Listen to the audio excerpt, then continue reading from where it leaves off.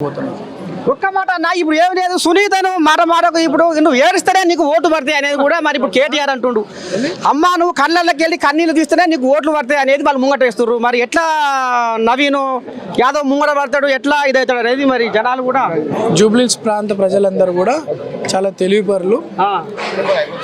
జూబ్లీహిల్స్ ప్రాంత ప్రజలందరూ కూడా నేను చెప్పదలుచుకుంది ఏంటంటే, గతంలో అన్యాయం జరిగినట్టు మన ప్రాంతం అన్యాయం జరగద్దు, మన పిల్లల భవిష్యత్తు గురించి, మన ప్రాంత భవిష్యత్తు గురించి సరైన నిర్ణయం తీసుకోవాలని అనుకుంటున్నాను.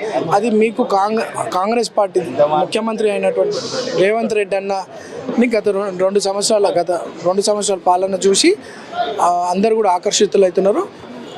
కాంగ్రెస్ పార్టీ మీద ఎంతో నమ్మకం ఉంది. జూబ్లీహిల్స్ కాన్స్టిట్యున్సీలో ఏదో ఏడుస్తే ఓట్లు అట్లా కాదు, ఈ ప్రాంత అభివృద్ధి, పిల్లల భవిష్యత్తే మా ప్రజల నిర్ణయం.